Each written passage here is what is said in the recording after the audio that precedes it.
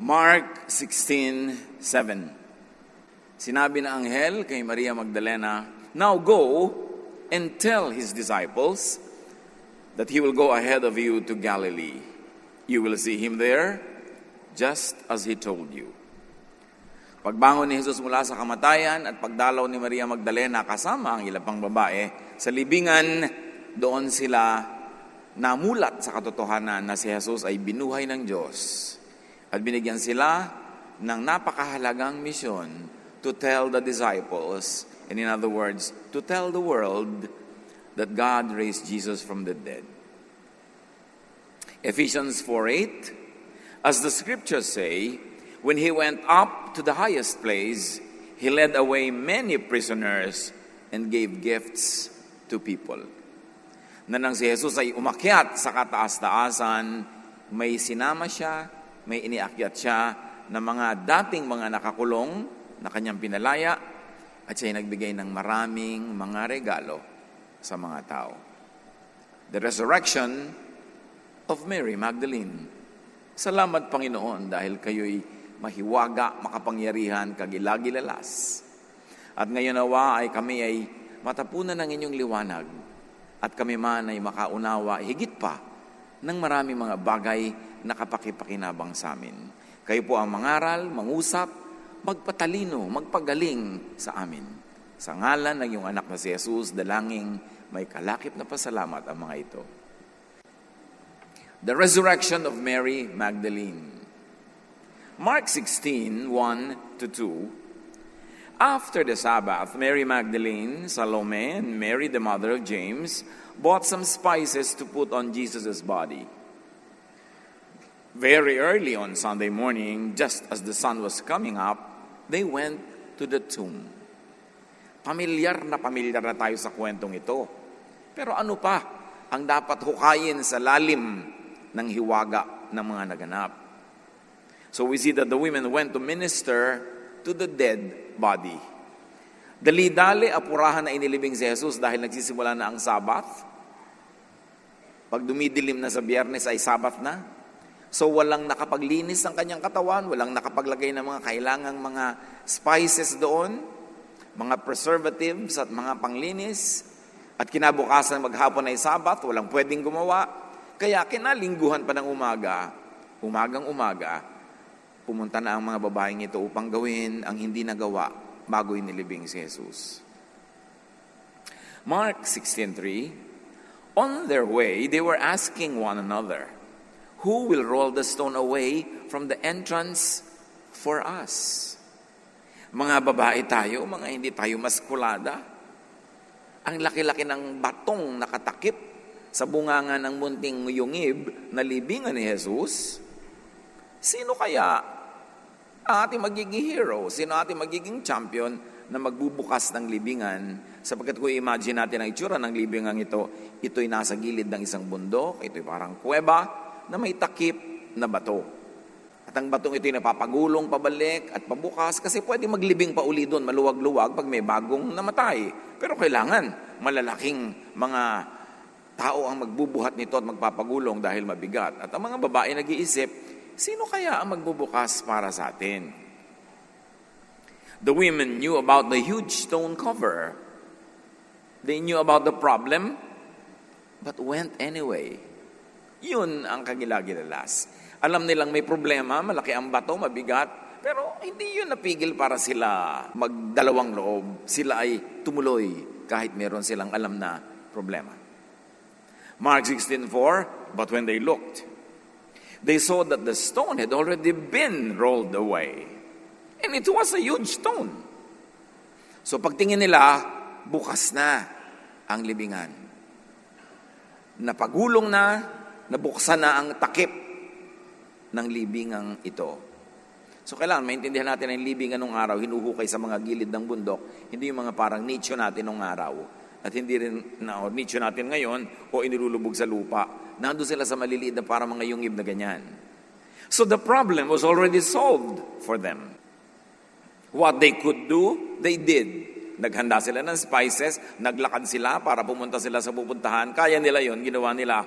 But what they could not do, they did not allow to stop them. What they could not do was done for them. At mahalagang policy ito sa buhay, gawin mo ang kaya mo, yung hindi mo kaya, ipasa Diyos mo. Pero yung kaya mo, huwag mo ipasa Diyos yun. Kailangan gawin mo yun. Hindi naman sila nagpabuhat sa mga anghel para makarating doon eh. Ginawa nila ang kaya nila at sa dulo ng kanilang kakayanan, doon nagsisimula ang kapangyarihan at himala ng Diyos. Mark 16:5, the women went into the tomb, and on the right side they saw a young man in a white robe sitting there. They were alarmed. So you can imagine that they lighted up probably a little lamp and got into the tomb. Sa kadiliman ng gabi, pumasok sila sa kuwebang ito, sa libingang ito. At nagulat sila, pagpasok nila sa kanang bahagi, meron dong isang batang lalaki, kabataang lalaking nakaputi, puting-puti ang kanyang kasuotan. Mark 16:6, the man said, "Don't be alarmed, don't be afraid. You are looking for Jesus from Nazareth, who was nailed to a cross." Nilinaw ng anghel kung sino ang hinahanap at naging malinaw din sa ating lahat ngayon na ang pinasok nilang libingan ay tama, yung libingan ni Jesus. Hindi ibang libingan, talagang yon dahil in-identify ng anghel kung sino ang dating naroon na ngayon ay hinahanap ng mga babae. It was a clear identification of the former occupant of the cave tomb. Mark 16:6, God has raised him to life and he isn't here. You can see the place where they put his body. Wala dito ang hinahanap nyo. Si Jesus na taga Nazareth, binuhay siya ng Diyos. Hayan, tingnan nyo ang pinaghigaan ng kanyang bangkay. Wala na si John. At alam natin, naiwan doon yung tela na nakabalot sa bangkay at yung tela ay nakalupipat, nakaikot pa na parang may laman, pero nawala yung laman at umuho siya na parang lobong na wala ng hangin. Hindi pinagpilas-pilas, hindi sinira para lumabas yung laman, lumusot sa telang yon. Kaya nandun pa yung tela. Sa katunayan, inabutan yun nila Pedro nung humabol sila doon matapos silang masabihan nila Maria Magdalena ng naganap. Ang nakaraan, balikan natin konti. John 19:1-4. Pilate gave orders for Jesus to be beaten with a whip. Isinakdal ng mga religious leaders si Jesus. Humihingi sila kay Pilate, the Roman governor, ng death sentence because only the Roman governor could give it because they were under the rule of Rome.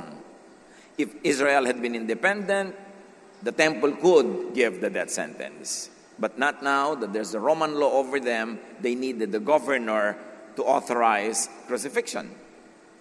So ang ginawa ni Pilato, palibhas at hindi siya naniniwala na guilty si Jesus, ipinabugbog niya. Para lang niya bigyan ng kasiyahan yung mga bloodthirsty religious leaders. The soldiers made a crown out of thorn branches and put it on Jesus. Then they put a purple robe on him. They came up to him and said, "Hey, you, King of the Jews!" They also hit him with their fists. So binugbog si Jesus, kinoronahan ng tinik dahil ang sakdal sa kanya ng mga pare kiniklaim niya na siyang aming king. So ngayon, siya ay nililibak, binibihisan bilang king, sinuotan ng koronang tinik, nilagyan ng robe, at pagkatapos, sinusuntok nila, binubugbog nila si Jesus. Once again, Pilate went out. This time he said, "I will have Jesus brought out to you again. Then you can see for yourselves that I have not found him guilty." Pilate was a politician. He did not want to upset the crowd because if there's a riot, it would reach Rome and he might be removed from office. It was important to keep the people peaceful. And Israel was one of the most troublesome countries to rule as far as the Roman Empire was concerned. It was a hot spot. Lagi kang nanganganib pagka nagro-rule ka as a Roman delegate of the government in this part of the world. So hati si Pilate. Alam niyang walang kasalanan si Jesus that merited the death sentence, pero yun ang hinihingi ng mga religious leaders who influence the people. So ang ginawa ni Pilate, ipinabugbog niya, hoping religious naman sila. Pagka siguro nakita nilang binugbog tong kawawang taong ito na wala namang ginawa kundi magpagaling ng mga may sakit, kundi magpakain ng mga gutom, kundi magmahal sa kapwa. Pag nakita nilang binugbog, baka naman maawa na sila at tigilan na nila ang demandang ito. Inaasahan ni Pilate na disente yung mga religious leaders. By Roman law, Jesus was not found guilty. But Pilate had him tortured anyway to please the Jews, to make the Jews take pity perhaps on Jesus. Because the sight of blood softens a soft heart. But remember this, the sight of blood hardens a hard heart. Kaya yung mga talaga mahilig mambugbog, yung talaga mga matitigas ang puso, pag nakita niyan, duguan ka na at nag-iiyak ka pa, lalo kang bubugbogin kasi ginaganahan. Yung hindi maawain, ginaganahan pag lalo ka nagmumukhang kawawa. John 19:5-6. Jesus came out wearing the crown of thorns and the purple robe. Pilate said, "Here is the man." When the chief priest and the temple police saw him, they yelled, "Nail him to a cross! Nail him to a cross!" Hindi sila naawa, lalo silang ginanahan na hingin ang death sentence.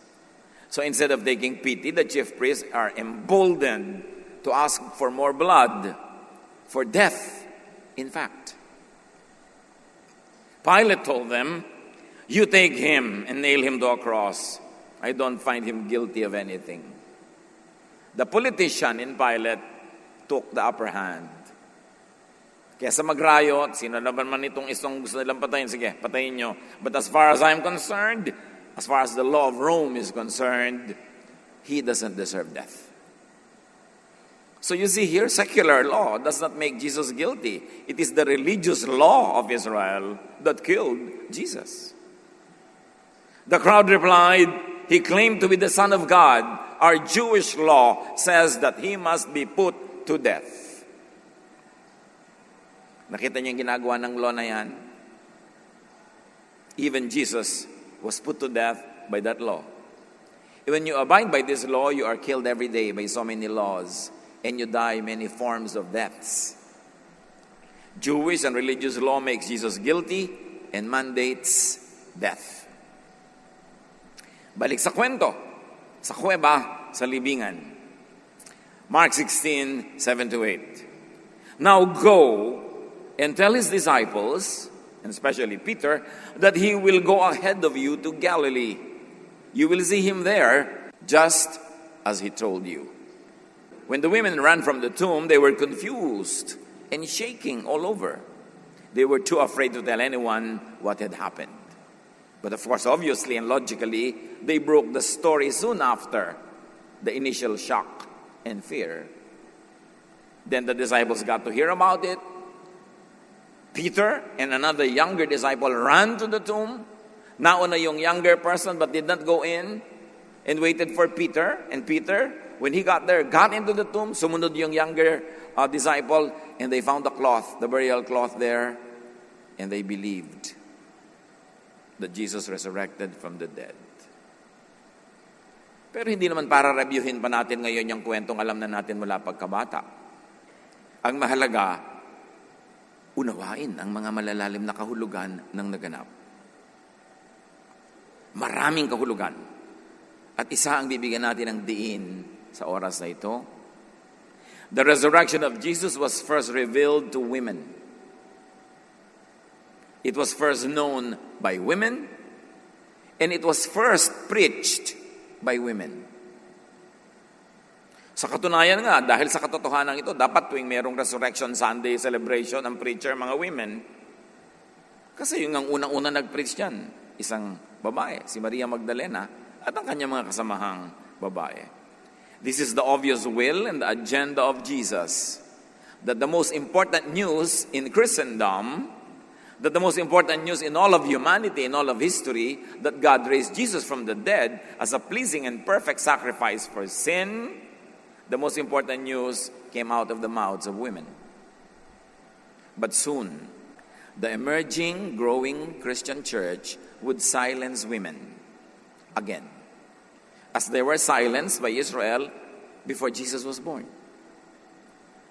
Soon, the emerging church would keep and demote women to secondary roles again after Jesus gave them this foremost honor to be the first to declare the resurrection. The emerging church rejudaized everyone, and in the process went against the will of God expressed through Jesus, that women take a central role in preaching, in teaching, in declaring about God. The resurrection of Jesus also resurrected the women from the curse and death in the garden. Alam niyo yung oppression ng Jewish law sa women, ibinabalik nila sa Genesis. Ibinabalik nila sa story of creation to justify the continuing subjugation of women, the silencing of women, and the placing of women in very, very minor secondary roles in social, political, and religious life.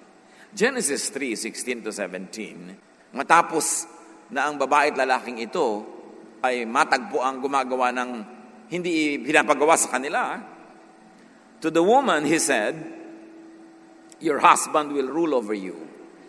At ito ngayon, ang pinairal ng mga Israelita buong panahon, pagdating ni Jesus ay ipinakita niyang dapat maiba ito, pero pag akyat niya sa langit, sa church, ibinalik ito. To Adam he said, "Because you listened to your wife, therefore ang lesson for all men," yan ang katuruan ng Israel, was that men should never listen to their wives. That it's only the wives that should only be listening. But in the case of Jesus, that went to set people free, to settle balances, and to settle obligations, na balansehin ang buhay. Kasi kung tama na lahat ng pamamaraan ng Israel, ba't pa ipapadala si Jesus? Tama na pala, di wala na lang babaguhin. But he was sent to represent God and to represent the goodness and the kindness of God to everybody. So by showing himself first to women, by making women the first preachers of his resurrection, by placing women in the position of speakers and preachers, and by placing men in the position of hearers and learners about the most important doctrine of Christianity, his resurrection, Jesus effectively lifted and reversed the Jewish bias against women. Jesus effectively lifted and reversed the role of women in the faith community. Jesus effectively resurrected women, represented by Mary Magdalene, from their social and cultural death, bondage, and oppression. When Jesus resurrected, Mary Magdalene, women, all the weak, all the rejects of society, the oppressed, the marginalized, were also resurrected and liberated in many ways. The deep meaning, one of the deeper meanings of the resurrection of Jesus, that when he rose to the utmost place, he carried prisoners with him that were set free. Ephesians 4:8, as the scriptures say, when he went up to the highest place, he led away many prisoners and gave gifts to people. Gifts of freedom, gifts of meaning, gifts of purpose, gifts of significance. And these prisoners were prisoners of the Jewish tradition, prisoners of the Jewish law and religion, prisoners of race, of gender, of social status. They were also set free when Jesus resurrected. Jesus had been progressively at work on this project of setting women free and others too. Luke 10:41, the Lord answered, "Martha, Martha, you are worried and upset about so many things. But only one thing is necessary. Mary has chosen what is best, and it will not be taken away from her." You know the story. Jesus went to the house of the sisters, Mary and Martha. Martha was in the kitchen, busy preparing for the so many guests that were gathered in the living room where Jesus was teaching them. The younger sister, Mary, sat with the men right at the foot of Jesus, listening to his teachings. And this body language is telling you that she is defying tradition na mga babae sa kusina, ang mga lalaki lang doon sa labas, sa sala. She was defying tradition na lalaki lang mag-aaral, lalaki lang ang matututo, lalaki lang ang matitrain, sila lang maglilid. She was defying all that. At ang atin niya, sabi kay Jesus, Lord, sabihan mo naman yung kapatid ko, samahan ako sa kusina. Doon kaming mga babae.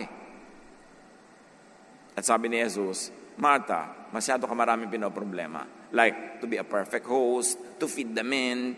You're not even thinking of feeding your own mind. You are not even thinking of feeding your own soul. All you are thinking is feeding the men. And Jesus said, Mary has chosen what is best. Meaning, better than your choice. It will not be taken from her. She will sit here. If you want to do the kitchen, do it. If you don't want to do it and sit here, sit here. Let the men go hungry. But all of you will be fed spiritually. That was Jesus. Kilala ba natin si Jesus? Iba siya. Kaya siya ipinadala ng Ama para ibahin ang kalakaran ng mundo na ang daming ape. Ang daming kinakawawa, ang daming binabaliwala. Half of the population of the world was women. And they were oppressed for thousands of years because of the tradition that developed from the story of Genesis. So she was sitting with the men, learning, training, and obviously she was headed for discipleship, for leadership. Si Jesus, nung naglakbay siya mula sa Galilee patungong Jerusalem, ang layo nun. Malayo yon. Ang kasama niya, marami mga babae. At nung siya ay hinuli, nagtakbuhan lahat ng mga lalaking disciple niya. Nung siya ay ipinako sa krus, nandun yung mga babae. Isa lang natirang lalaki doon, si John. At nung siya ililibing na, wala nang mga lalaki. Puro babae ang sinundan-sundan yung mga sundalo kung saan ililibing si Jesus. Kaya alam nila kung saan nilibing eh. Kaya nung umagang-umaga ng linggo, sila tong madilim pa, nagpupunta doon sa libingan para ayusin yung bangkay na walang aayos sa mga lalaking disciples. Katatapang ng mga babaeng ito, ipinagbawal kahit sino man na lumapit sa libingan na yun. Nilagyan nyo ng selyo ng empire. Nilagyan ng mga bantay, walang pwedeng gumalaw. The priests were concerned not about who will get in, but who might get out. Tiniyak nilang hindi makakalabas si Jesus sa libingan na yon. Kaya pinalabantayan nila. Pero alam natin na naganap. Nagpadala ang Diyos ang anghel, lumindol, binuksan ng batong ito, lumabas si Jesus.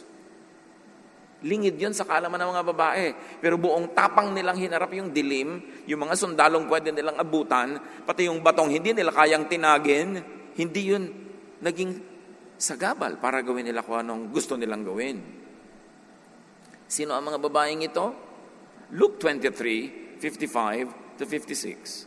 The women who had come with Jesus from Galilee followed Joseph and watched how Jesus' body was placed in the tomb.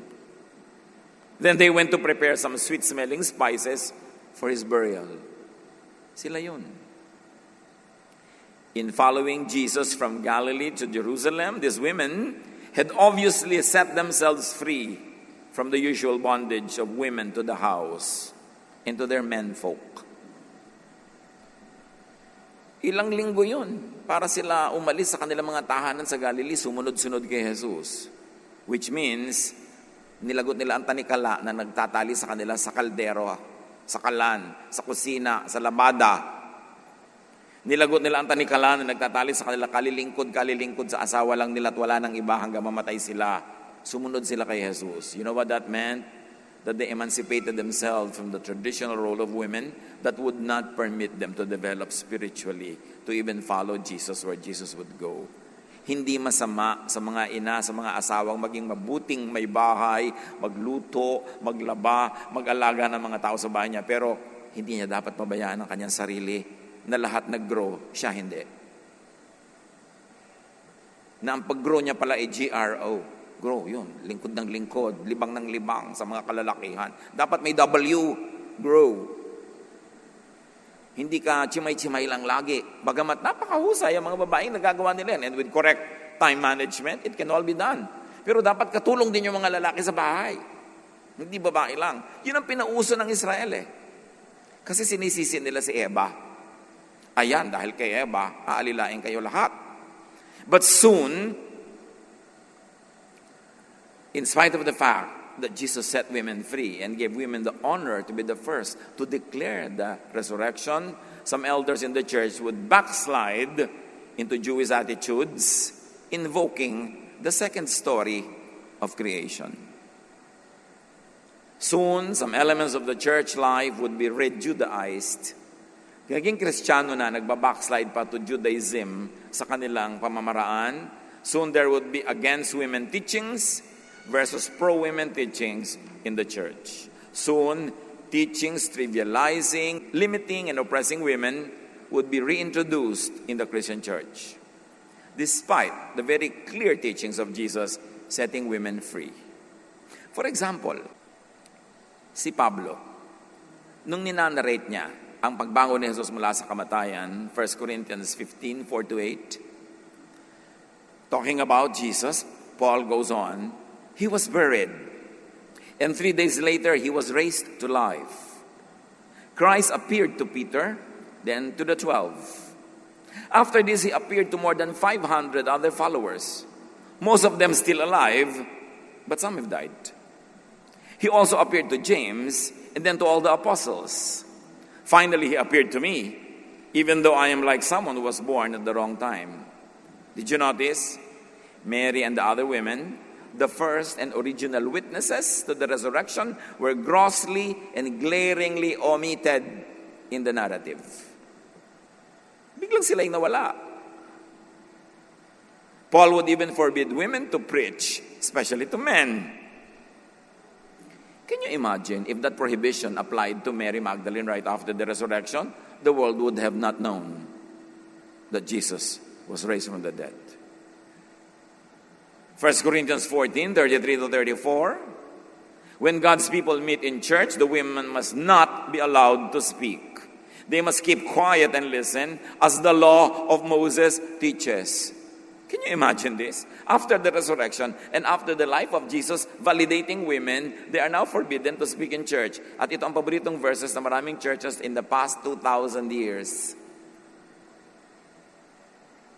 And remember kung saan nag-invoke the law of Moses? The same law that put Jesus to death. Imagine if you applied this to Mary Magdalene, no one would have known. In fact, sinabi na nga niya, ayaw pa maniwala ng mga disciples. Sabi mo, nananaginip ka lang, ilusyon mo lang yan. Hindi pa nga sila naniwala agad. Kaya napakahalaga mga kapatid ang Jesus filter. To filter all teachings, all verses, all regulations, all doctrines through Jesus. At yung lalampas lang, katulad nung hinayaan ni Jesus, gusto niya mga women to lead, to study, to take active roles in the church. Yun lampas, yun ituloy. Pero yung mga hindi lalampas kay Jesus, ilagay na sa library. Reference point, occasionally might be useful, but should no longer be universally applied. Because Jesus came to correct all errors, to correct all deficiencies and imbalances. Pero pagpunta niya sa langit, yung natirang church, nag-backslide to Judaism. That's why we should put Jesus Christ back to His church. Kasi, ang namamayani, marami na namang laws of Moses. Now, back to the story. The issue was, men were stronger and more powerful than women, therefore who would roll the stone for the women? But as you see, God attended to that issue. The answer is God, or God's angel, would. God did roll the stone away. Of course, it's a metaphor. Yang batong yan, bagamat literal na bato, marami pa yung equivalent sa buhay na bato na hinahawi ng Panginoon para padaanin ng mga babaeng papasok sa libingan ni Jesus, para malaman nilang si Jesus ay nabuhay na at ipamalita nila ito. Sino ang dapat magbusal sa bibig ng mga babae para magturo kung si Jesus mismo ang siyang nagbigay sa kanila ng ganitong privilege. Galatians 3:28, faith in Christ Jesus is what makes each of us equal with each other. Whether you are a Jew or a Greek, a slave or a free person, a man or a woman. Hindi na yan issue. Hindi issue ang race or gender. Hindi issue ang ganyang mga bagay. Ang lahat ay pantay-pantay dahil kay Jesus. With the resurrection of Jesus, the law of life prevailed over the law of death. Literally and symbolically. The law of God's love prevailed over the Jewish law of Moses that mandated death for Jesus, silence for women, and stoning to death for all who transgress the law of Moses.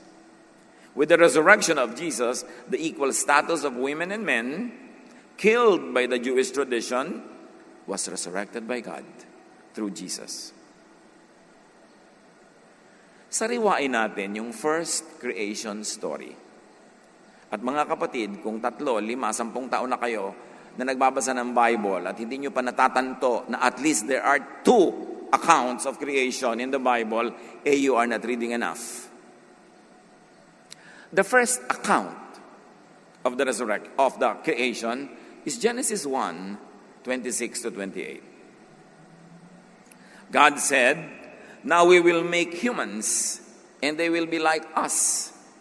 We will let them rule the fish, the birds, and other living creatures." So God created humans to be like Himself, meaning God-like.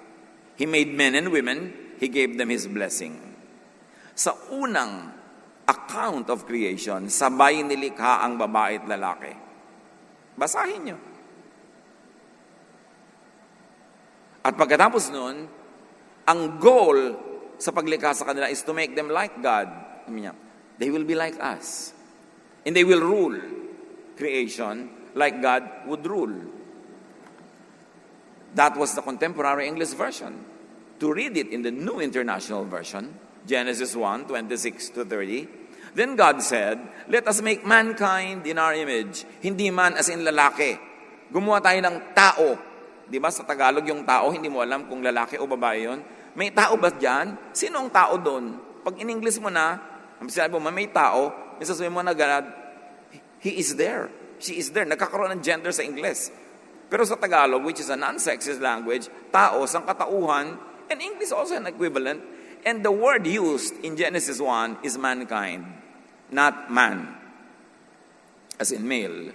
Then God said, "Let us make mankind in our image, in our likeness, so that they may rule over the fish in the sea and the birds in the sky, over the livestock and all the wild animals, and over all the creatures that move along the ground." So God created mankind in His image. In the image of God, He created them, male and female, He created them. Sabay.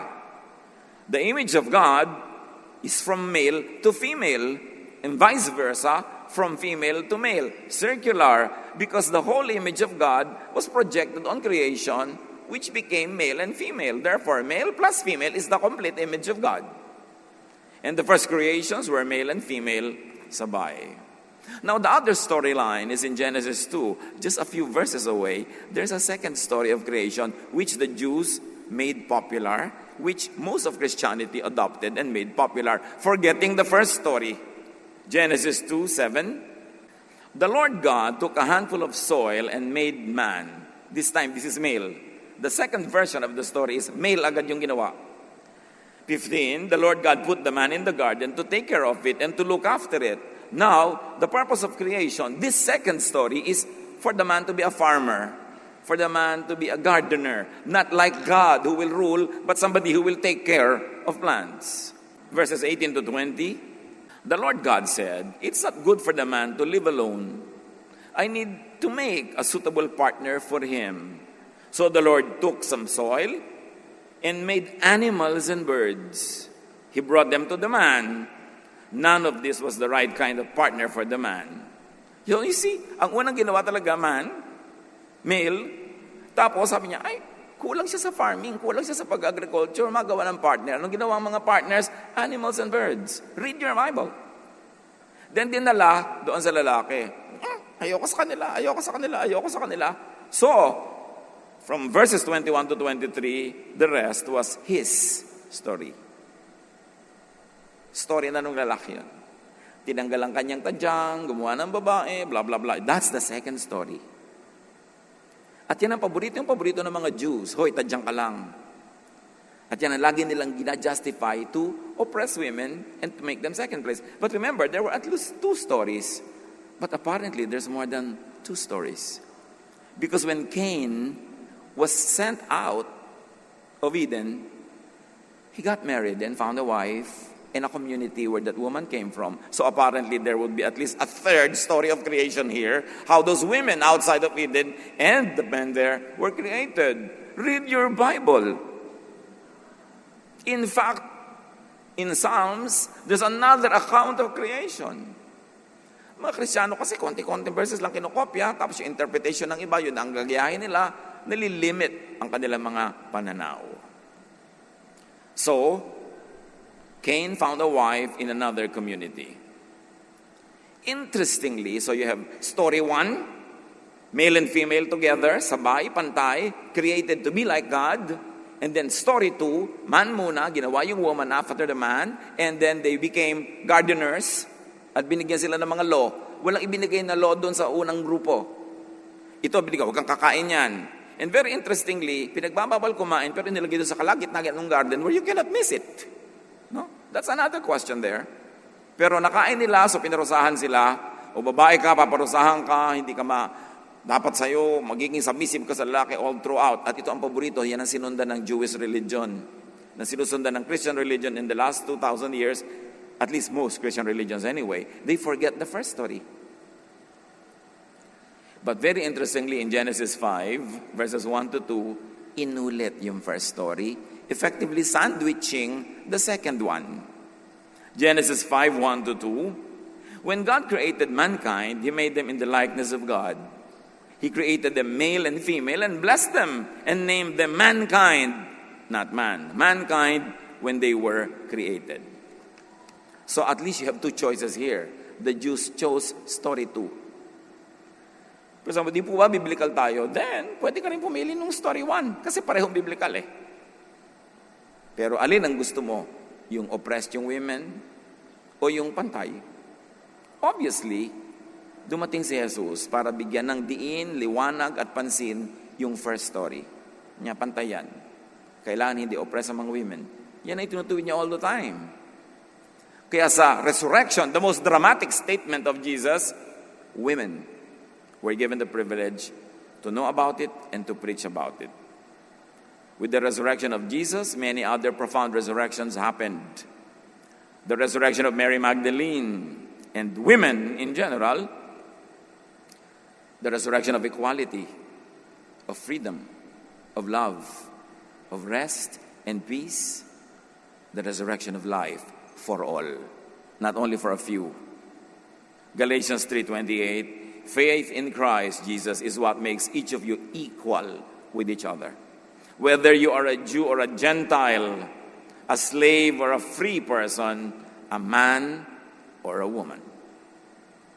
Jesus was sent by God, and Jesus' main mission is stated in Matthew 11:28 to 30.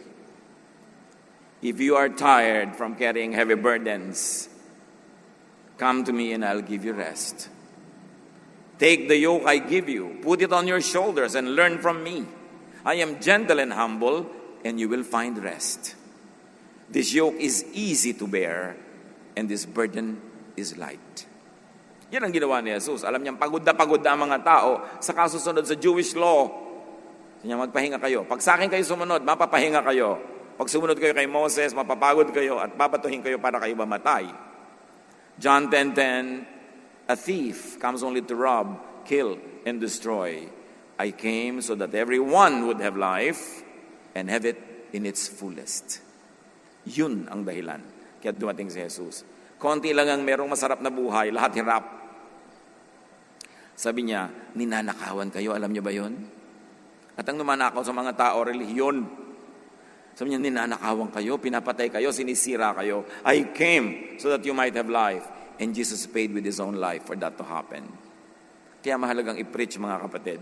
Hindi pwede magpakyut sa preaching. Just don't disturb the peace. Let people continue with what they want to continue with. Parang hindi namatay at nabuhay uli si Jesus. Kung hindi tayo kikibo sa mga bagay na napakaliwanag niyang itinuro.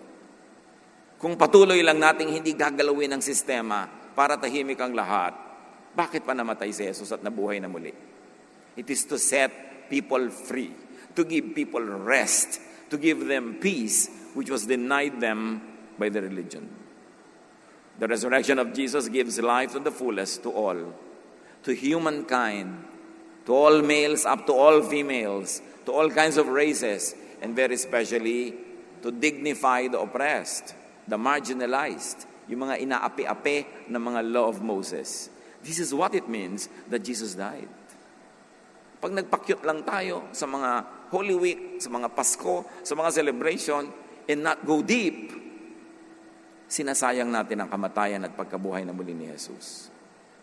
Napakahalaga ito para siya ay isugo, para pag-alayan niya ng buhay, at para siya ay buhayin muli ng Diyos, para sabihing tama si Jesus. Lahat ng sinabi at ginawa niya, tama. Kaya sa Mount of Transfiguration, sabi ng boses ng Ama, "This is my Son, with whom I am well pleased. Listen to Him." Pakinggan siya. I-apply sa buhay ang mga katuroan niya. Hindi para isa lang siyang motif, isang dekorasyon. Tapos oppress pa rin tayo lahat ng law of Moses, and we oppress each other with the same laws. Jesus came to give us life. Life to the full. Father, teach us what this means. Ituro niyo sa amin ang mga katuruan talaga ni Jesus. Hindi lang yung mga dekorasyon, yung mga motif, yung mga maliliit na mga bagay, kundi yung malaking bagay. What it meant that He came, gave His life to give us life, to set us free and to give us rest. Bulay-bulayan natin mga kapatid, i-apply sa ating mga pananaw, sa ating mga behavior, sa ating buhay. Lord, teach your people to benefit from the death and resurrection of your Son, Jesus.